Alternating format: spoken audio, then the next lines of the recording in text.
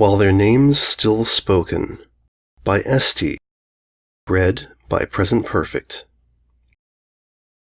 No pony's truly dead while their name's still spoken. I don't know why those words echo within me, for whatever amount of me exists at all. I don't know if some pony told me that once, or if it's something I overheard or read. Did I read? Reading was stupid, wasn't it? I feel like that's the right answer. Like it's something I would have said, but I don't know. I don't remember reading, really. I don't remember. All ghost stories are made up, some ponies said. I don't remember who, or when, or why, just that ponies say there are no ghosts. There's life, and there's the Shadowlands. The two never meet, and there's no between stage. Any pony who ever claims to have seen or heard a ghost is getting it wrong, or lying, or just stupid. Probably stupid. Except that the pony who said they were all made up was stupid too, because ghost is the only word I have, for me, for the idea of a self that's just enough to have a me at all. If I'm not a ghost, then I don't know what I am. Don't seem to know much of anything. There are things I tell myself, things I think, and thoughts are all I have, all I am. I've tried what I thought were supposed to be the ghostly powers, of course. The only ones which work are the ones I don't want to. I can't be seen, heard, felt, anything. I scream at ponies and they never notice. I tell them how stupid they are, how blind for not seeing me. How can they possibly ignore something so beautiful, so perfect, right in front of them? I was beautiful, and nothing happens. None of that qualifies as power. A power is something which can force itself against the world, which would order the world to admit I'm here. Existing outside all the senses isn't a power, it's a sentence. But those words, they echo. They resonate. They almost seem to form what isn't really a body and give it the little substance I can pretend to. And if I know anything at all, it's that if some pony says my name, I'll feel it. And maybe I'm just telling myself that. Maybe I'm going insane. I'll know what my name is. Why is the world so ugly? I haven't seen the sun since... How long have I been here? I found myself here. The day's sky is always gray, trying to become black. The death of light that comes before the heaviest of storms, weighted with shadows which coat the buildings in shades of whisper. I hear thunder in the distance, and the sound is wrong, high-pitched, a thin scream rending the air. At night, no moon shines through, and all the shadows move. Some of them reach for me. They can't see me, nothing can. They just writhe out and try to blindly snatch in hopes of catching something. I don't go too close to the walls at night. Nothing touches me, and maybe nothing ever will. But if anything could and just hasn't gotten lucky yet. The buildings, stone cracks and flakes as I watch, paint peels, foundations groan and lean another degree towards collapsing. Colors are faded, or offset, or twisted. It's the same for objects. Boundaries are warped, edges bulge or pit. The soil dries to sand and blows through me on the chillest breeze, even during the heart of summer. Everything inanimate on the verge of disintegration, always, but never quite completing the process. The living, they were always ugly. Did I just remember that? But this ugly? Coats are thin or missing patches. Fur drops away and rots into the dust. Wispy manes tangle, hooves crack, teeth on the verge of falling out and all of it missed by dull eyes. They tend to plants which are so clearly beyond hope and waste their efforts in keeping things alive which should have died long ago, things death would be a mercy for. They eat fruit that's mold wrapped over pus. Everything and every pony dying, all the time dying and they don't notice. They move and talk and laugh as if everything was normal.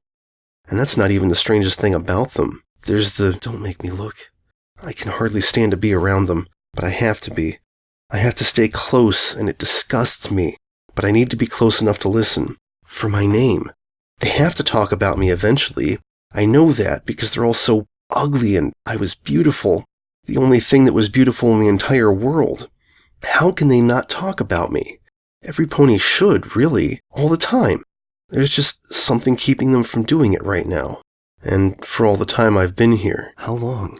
But they have to start eventually. They can't hold off forever. I'll wait. I've been waiting. It's snowing, I think. Something is drifting down from the sky. It smells like burnt fur and singed skin. It's black and lightly pits anything it touches with a faint sizzle of heat and acid. The deformed fillies and colts outside the dilapidated schoolhouse are laughing about it. I don't know why I come here. The ponies most likely to talk about me have to be those of my own generation, right? Whatever that generation was. But I think I was older than this. Old enough that they wouldn't have known me, not unless one of them was... Did I ever? I try to remember. I try to imagine sometimes, and it hurts, like using a muscle which had never moved before. Try to bring back or create the feeling of a body next to me, of the pain they said would come when a little life emerged from mine. But nothing. Why wouldn't some pony want to be with me? Anyway, I'd know if any of these were mine, because they'd be beautiful. I watched them play, sickened bodies hurling themselves over unsafe equipment, nothing ever quite shattering. Over in the shadows at the right of the building, two were making a third cry because she's ugly. Well, even uglier than the majority. Or at least that should be the reason if they have any sense. I want to watch it more closely. I want to hear exactly what they're saying because I need to hear what every pony is saying, but I can't get too close. There are shadows there, deep ones in what's never truly day, and they're not moving. It just feels like they want to, like they're waiting for me to approach before they try. It happens a lot, the crying, and it's always two bringing it forth, the same two. They travel in pairs so that one can always provide an alibi for the other. It's a refinement, really. They switch targets every so often to keep things fresh, but the words never change, not really. Laughing about ugliness, about lack, about incompletion. They're teasing because the mark hasn't come yet. Because surely it will never arrive on a pony so lacking in anything special. They snicker and point out faults and invent flaws which don't exist because all that matters is that they believe those things are real. The tears make them laugh. And the world is theirs because they have their marks, and the longer some pony else doesn't, the more special those marks are. The more chance that there's anything important about them at all which isn't a talent for making other ponies cry and avoiding all the consequences from it. They're just as ugly as every pony else. Especially since... Don't make me look. My head feels heavy. I reach up to touch it, find out what's causing the sensation of pressing, invisible tons trying to drive my snout into the dust, and I can't. I can never touch myself. I've never seen myself, any part. When I move a hoof, it feels like something happens, but no contact is made. Muscles don't flex because they don't exist. Eyes made of ether can't blink. I tell myself that I'm trotting, but I drift at ground level like fog waiting for that first touch of sun to dissipate it, a ray which never breaks through the clouds. I'm a memory which remembers what it was like to move and almost nothing else. I watch them play, but I can't remember playing, or any pony I might have played with. I think I might have laughed. What was I laughing about? My head feels so heavy and I don't know why. It's getting worse while I watch the youngest pony, too young to have a mark at all really, cry about that lack because the other two are lying about how it should be there already, and that little pony is falling for it. I don't have a head or a skull or anything at all, and it feels as if it's about to cave in and I can't be here anymore. I can't run. I can only remember the idea of what it might have been like to run, but sometimes that's enough. There's a really ugly earth pony pulling a cart across the western bridge. I watch her for a while. I can't help it. Even among the horde of the distorted and worthless, she stands out. That coat. No shade of yellow ever should have been that sickly, and her mane is like urine tainted with blood. And yet she has no idea how ugly she is. She just keeps moving as if she has a right to enter town looking like that, as if she's entitled to exist, and other stupid and less ugly ponies nod to her or wave hooves, and more than a few even smile. Some actually come up to her and ask about what she's got in the cart, what kind of contraption she's put together this time, and she tells them no, not just yet, still in progress, this is just picking up a few parts on the way out, but first she has to hit the train station and pick up something far more important. That makes a few of them laugh, and others get excited, ask about whether there's going to be an extended visit this time. They can set up the benches in the town square if this incoming pony feels like giving her hometown a taste of... The ugly pony's voice is so stupid. And her flank is... I don't want to. Probably just as mangy as the rest of her. She makes stupid small talk with ponies whose clouded eyes must not be letting any sight in if they can stay near her for more than 1 second, whose ears must have given out in self-defense. I hate her. Who wouldn't? But I follow her. She's like a beacon, a lighthouse of hideousness in a sea of deformity. We move all the way to the train, which rattles and belches and spews forth rancid steam, stinking of rust and sweat and the efforts of stupid ponies who would be doing something important if they had any real talents, any marks for something which mattered, something like what I did, which was... And then a pony who's just as ugly gets off the train. A unicorn mare whose horn is cracked and twisted, which is fine because horns were always stupid anyway, only her voice is even worse. It's not the stupid here-and-gone accent this time, it's the tone, screechy and grinding at the same time, pebbles being pulverized in a steel mortar, and every pony here should be tearing their drooping ears completely away from their skulls just to get rid of it. But none of them do, and the two mares nuzzle, which makes me sick to a stomach I don't even have. They're talking. Nothing important. Nothing about me. Just, oh, it's been so long, how was the tour, did you get the patent, I saw one of the new models, never mind that, we all played the recording at the wedding and it was just like you were there, come on, we'll get back home before any pony shows up, we promised each other the first few hours before you went to your sister, let's just go. And they're laughing and giggling like fillies, and it's really pissing me off because ponies that ugly shouldn't be allowed any kind of happy, forget about that much of it. But maybe when you're that ugly, the only hope you have is connecting with some pony just as bad, and I can't look away. I can't stop listening. And I follow. Why? I wonder whose tail will completely fall off first. We've left town now. I don't like that. Now there's only two ponies around who could potentially talk about me, and all these two are doing is chatting about each other, which would be worthless even if it wasn't such stupid stuff to begin with. It's just things they've done in the last 2 years, ponies she's met and stuff the other one's built, travels and staying at home, making a business and refining some sort of... it doesn't matter. They just keep blabbering as they follow the road out. The trees shudder at their passage, drop small branches. Birds molt bloody feathers all over the path. The unicorn stops dead in the middle of the road. She's looking at something off to the left, staring. Oh, the earth pony says, and there's this stupid note of apology in her voice which has no reason to be there. Some stupid words about how she should have warned her. The unicorn doesn't glance at her. She's still staring at whatever it is while she talks, and it's just stuff like, I saw the letter but I wasn't ready to see it, I never really thought about what it would look like. The earth pony sighs. Yeah, she says, no pony cleaned it up. It's just sitting there, a shell. No pony wants to go near it. I guess it'll fall apart on its own one of these days, the rest of the way as far as it still can. But until that happens, she stops. She isn't looking towards whatever it is. She's just looking at the road. I don't know why. Whatever's over there, the thing the unicorn won't stop staring at, almost has to be more interesting than anything else on this ugly trail. So why haven't I... And then she starts talking again. She has to pass this every time she goes into town. She's learned not to look. She's just used to it. How long? Asks the unicorn, in a tone which tells me she probably knows but just wants to hear it said. A year next week, says the earth pony. There's this really long pause, which at least means I don't have to put up with their dumb voices for a few seconds. How is she? Did I say... No, that was the unicorn. I'm sure of it. My voice wouldn't have sounded that dumb. The earth pony stays quiet for a long time. One of her eyelashes drops off, blows away on the foul breeze. She doesn't talk about it, the earth pony says. She doesn't, so, I don't.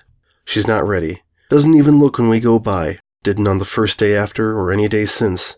When she looks, we'll talk. Not going to force her. It's just not time yet. That's not healthy, the unicorn insists. The earth pony closes her dull eyes and says nothing, and they're both quiet again. Finally, the unicorn looks away and asks why any pony hasn't cleaned it up yet. The earth pony shrugs and tells her it's stupid, really. There's this rumor going around that it's, well, haunted, so no pony will stay on the site. The unicorn giggles awkwardly and says there's no such thing as ghosts. I know, the earth pony agrees, but no pony wants to go in there, and they go back to trotting down the path. I wonder what the dumb unicorn was looking at. I could look. It must be really stupid because like attracts like. Ugly attracted ugly, right? I could look if I wanted to. I could. I guess this is supposed to be a workshop or something. There's crooked tools all over the place, and rusted pieces of warped metal, and all sorts of other stuff that only ugly ponies with no real talent would be stuck with using for the rest of their stupid lives. The unicorn manages to fake being fascinated and keeps talking about all the changes since the last time she was here. It's boring stuff. Every conversation is boring when it's not about me, and I don't think this one is going to head for the topic I need anytime soon or ever. I should leave. The sun will be lowered soon, if it was ever really up at all, and if I stay any longer that'll put me on the road under the moon with the shadows. I should leave. I can't leave. It's probably too late anyway. Anyway, there's light in here. It's a gray light with no warmth to it, but it keeps the dark corners down. The unicorn knows it's getting late and smiles, showing off rotted teeth.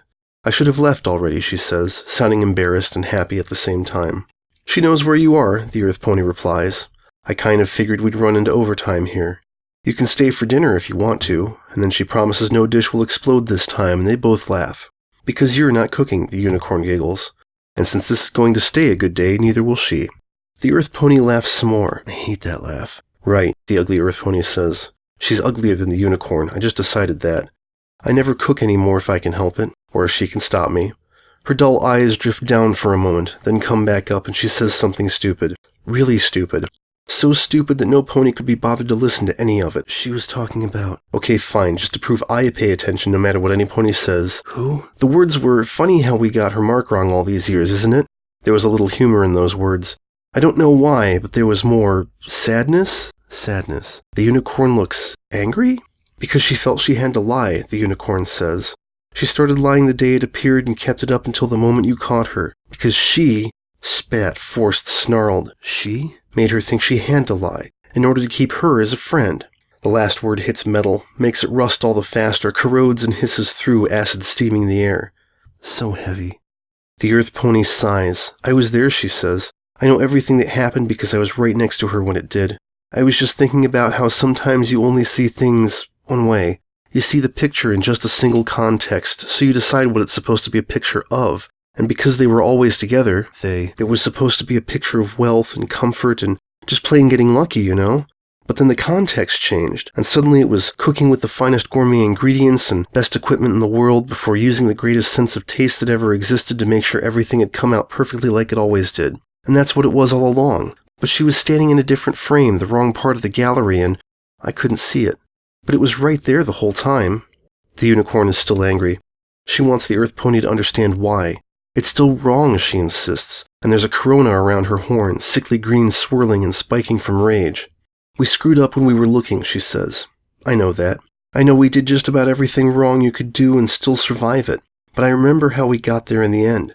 We stopped hiding from ourselves. And to find yourself that early and then hide it, being forced to hide it so you could have one friend, a false friend who couldn't even... The earth pony cuts her off just before the rage turns into a scream. And that's why I don't ask her to talk about it, the earth pony says. Because it took her hours to stop crying that first night, and I was there for every tear. Because she kept crying almost every day for moons after when she was in the old clubhouse with us. Whenever she tried to say she was sorry over and over because it took almost a year before she let herself really believe any pony had forgiven her. Because there's nights when I see her sitting all quiet and reflective, staring out the window in any direction but that one, and I know she's thinking about her, about what they had and the lie it was built on, about what it cost. And all I can do is go sit next to her, press up against her flank and let her know I'm there. Most nights it's enough. And the other nights? And the other nights? The ugliest earth pony in an ugly world closes her eyes again. It makes her even more hideous. She still cries sometimes, the earth pony says, but less every year. I think maybe one day she will forgive herself, and I'll be there when it happens. Forgiveness, the unicorn says, and it's sarcastic. Did you forgive her? The snarl, the anger, the flare of light around her horn. Ever? Her? They're both quiet. Corona smooths out a little, but the green light feeds what few shadows there are, and I retreat into the center of the room. Too close to the earth pony, almost touching her. That ugly could be contagious. Should be. Nothing should ever stay close to that and hope to stay beautiful. The earth pony looks at the unicorn, looks through me. I don't even say her name, the filthy thing says, and those words have a faint note of surprise. And that's not healthy, is it? It might even be the worst thing, for me and for... And then another mare trots in. Don't look, don't look, don't look! An earth pony, gray. I know those eyes, the glasses are stupid and ugly and don't fit her face at all, but the eyes behind them, that purple pink shining in a way that makes me want to believe there is sun here. The sun comes from her. The sickly yellow earth pony freezes. The unicorn looks panicked, but the newcomer just smiles, laughs to see them both, and the sound of it, bells, the first sweet sound I've heard. Don't know, don't want to know, don't want to look, don't. Right up until the words come out. My tied for best friend and my mate in the same room, she laughs. Should I worry? I charge. I lower my head, if I had one, because the weight, the horrible weight is pressing on it, and lowering it just makes things easier for the next stage anyway. I push my hooves, the memory of them, against the ground and gallop at her. I have to hurt. I hurt so much and it doesn't stop, and I go right through her with the pain following me all the way. She doesn't know anything happened. I drop to the ground and twist and writhe, and the dust doesn't even notice. The shadows shrink into recesses and shiver at the wail. But they don't hear any of it. We've been in here for hours and nothing's exploded. The unicorn laughs with relief. I think we're still officially adults, and I'm still the one who respects the mare who got there first. The earth pony moves in and nuzzles the unicorn, the nuzzle meant for friends. And then she goes to the yellow one, and that nuzzle is not for friends. It's something much more, and I can't look at their faces. I can't stop looking at them, but I don't have to see their expressions, so I look at their flanks because it doesn't feel like there's anywhere else to go. and I see what I always see, on every pony everywhere, whenever I forget, whenever I have to look, and then force myself to forget until the next time, what I wish I could never see again. Empty space, vacuum, blankness, and I scream. I followed them into the house. I don't know why. No, I do, because the gray mare is dirty and discolored and just as ugly as everything else, excepting the yellow earth pony, who's just the ugliest thing ever. But her eyes, I haven't seen anything beautiful in... It's probably just something about the stupid glasses. A false reflection. Everything about that pony is false. I know that. I know it. But a false beauty is still more than I've had in, not mine, some time. She cooked. Of course she cooked. They all enjoy the meal, and all is the unicorn, the ugliest pony in the world, and 3 children. 2 fillies, 1 colt. They stop moving just long enough to eat, and after that they aren't even still for enough time to double-check the count. One of the fillies has her eyes. And now they're talking. She's talking. She wants to know if they're going to make it a full reunion before the unicorn leaves. Could be, the unicorn says. It depends on how the schedule works out. Not mine, I don't have to leave for 2 weeks, but you know that one. Even if she gets free time, she could get distracted on the way in with a new stunt. Remember the last time we were all supposed to get together we did, at her hospital bed. The gray mare giggles and says concussion should never be funny, but it was just so hard not to laugh when she got to pull the same prank 3 times in a row because a certain pony couldn't remember the setup. They all laugh. They talk about more stuff. It's pretty much all stupid, so I just concentrate on the gray mare's eyes. The meal wraps up and the unicorn heads out after the other 2 refuse to let her anywhere near the dishes, rehearsing their excuses for her sister all the way through the living room. The earth ponies break up one rough and tumble between the kids, then go over all the homework. The filly with the gray mare's eyes has to redo her history assignment. She got some centuries wrong, just like her mother. They put the kids to bed, and then they sit in the living room together. They're not nuzzling, at least. Or more. They're writing. The hideous one is mouth-writing notes on top of blueprints. Gray, I think it's a draft for a recipe book. At least I saw a dish name and some ingredients. There wasn't much point in going past that. Who needs the dumb details anyway? And I'm stuck with them, because it's night and the path doesn't have enough lights, and there's shadows outside, and what I want more than anything else right now is to trot through the door and head out under a moon I never see, to find those shadows and walk straight into them so they can do whatever they want with me, and I'll never have to hear another stupid voice or look at an ugly pony or see them, and... The gray mare has stopped writing. She's looking out a window. She doesn't seem to be looking at anything in particular, just looking. The yellow one notices. She stops writing too, trots over. If they nuzzle, I'm going to wish I could throw up. We have to talk, the yellow pony says. I ran into the principal on the way home, the gray one tells her without looking over. Just ignore the note. We don't need to attend the conference anymore. The yellow one blinks, starts to insist she never saw any note, then sighs and tells the gray that can wait for morning. This is about right now. And what's so important about right now, the gray wants to know in a distant way. Next week, the yellow tells her. Which is decidedly not now, the gray points out with a distant humor. The yellow says that it's a year, next week. The gray closes her eyes, and all beauty leaves my ugly world. I was wondering if you'd say something, the gray tells the yellow. I was wondering if I would. The yellow presses against her. I don't charge. It wouldn't do any good.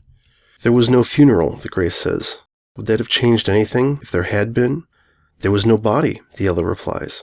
You don't need a body for a funeral, the gray quietly answers. Just ponies who want to mourn. And there weren't any. None who would admit it. No marker, no grave site, no pony willing to fund either one or stand next to it and say a few words. Did any pony want to be seen there? There was no money to fake it for. No will, no heirs, and no friends. Her eyes are still closed. The algae-shot green leakage at the corners is new. That's not your fault, the yellow insists. It was never your fault. You just wanted to tell the truth. You wanted to be accepted for who you were and not who she wanted you to be. She wanted me to be her, the gray softly says. One voice wasn't enough. She wanted to hear herself speak as a chorus, and I echoed her most of the time. She was furious when I said anything she didn't say first. Do you remember when your grandmother came to school and I applauded? The fight we had after that, kicking, snapping, going for the braid. It was so easy to be her, the gray continues at a whisper. I didn't have to think for myself. I didn't have to act on my own. I didn't have to be me in any way. You and I reflected each other the whole time, you know that?